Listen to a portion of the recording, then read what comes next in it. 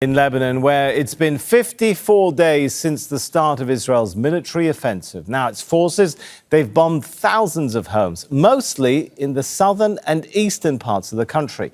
More than 3,600 people have been killed and thousands injured. More than 1 million people have been displaced.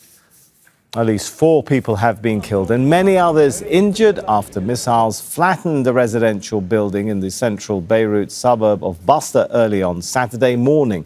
It's only about 2 kilometres from Lebanon's parliament.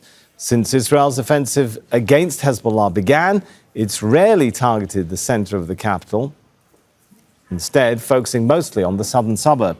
There's also been intense airstrikes in the south of the country. Ali Hashem joins us now live from the south. And Ali, you've just seen a strike very close to your position. Tell us what's coming under attack there. Indeed, Sami, just behind me. This is, just 20, 30 meters from where we're standing. A drone targeted a couple of fishermen and they were immediately killed. We saw this with our eyes. It was just in front of everyone here. I don't know if you're showing the pictures. And of course, this is just part of a pattern of strikes that has been taking place over the past weeks here in Tyre and also extending towards Beirut's southern suburb and the Beqa. Now, here in Tyre yesterday, there have been several airstrikes hitting different places, including the city itself, the outskirts. And since this dawn, since 2 a.m., around 2 a.m., we started hearing loud artillery shelling. And artillery was already covering this whole area, mainly the coastline. And this, of course, is related not just to the air cover that the Israelis are doing, with respect also to shelling on the other side, but also to the ground operation that the Israelis have already started 54 days ago.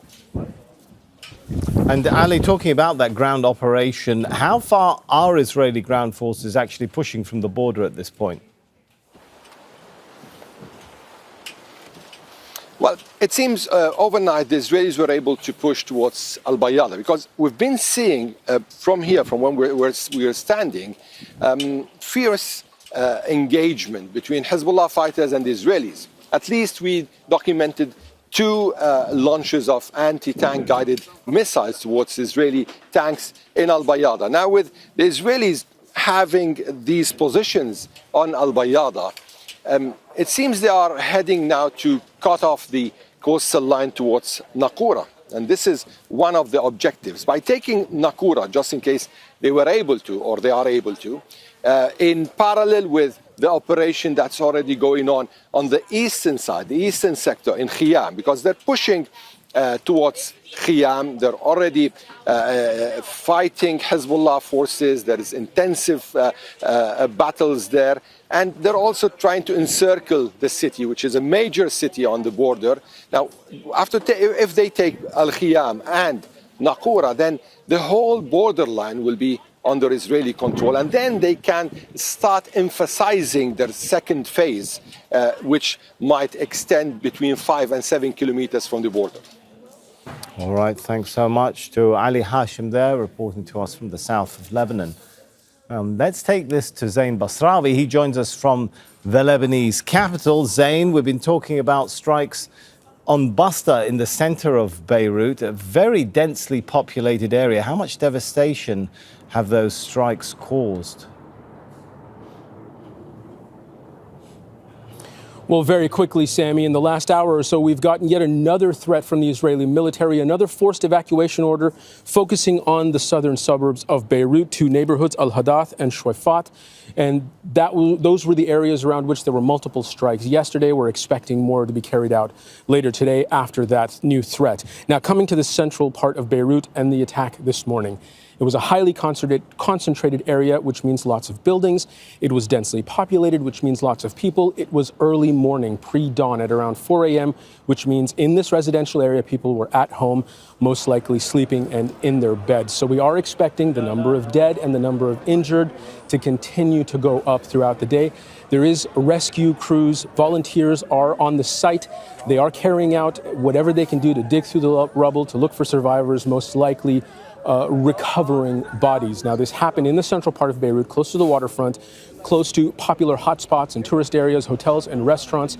So this attack is truly at the heart of the center of the capital of Lebanon here in Beirut. And there is a tense environment as a result. Yesterday, we were speaking to people, and overhead you could hear drones flying throughout the day, something that has become a staple sound as part of the humdrum of this city. And what people started to say is that it is getting louder, which means they're flying at a lower altitude, which means they're hunting for a target.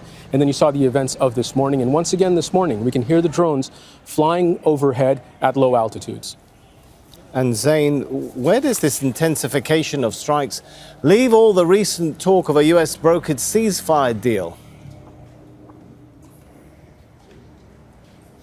Well, quite plainly, I'll tell you what one man here in Beirut said, which is Israel is playing with us, that they are not interested in a ceasefire, that it is unlikely to happen, that they will not stop their aggression. This is all just political theater.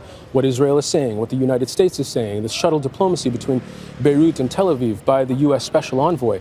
They say that this is all just part of what the U.S. and Israel have done in the past. We've seen this happen. Anytime there are ceasefire talks or anytime the U.S. seems close to a breakthrough, Israel undermines their own ally by intensifying strikes, by carrying out targeted assassinations. We saw that in the case of Ismail Haniyeh, the Hamas leader. We saw that in the case of Yahya Sinwar. Hassan Nasrallah, the Hezbollah commander, was taken out, and a number of other senior commanders and leaders of Hamas and Hezbollah, the groups with which Israel and the United States are trying to broker some kind of stall in this fighting. There's been a lot of speculation that the attack this morning in Basta was targeting yet another senior leader of Hezbollah. No confirmation of that yet, but it does fit a pattern of behavior that Israel carries out that people here say is political theater between U.S. and Israel, playing out using missiles that are targeting Arab communities.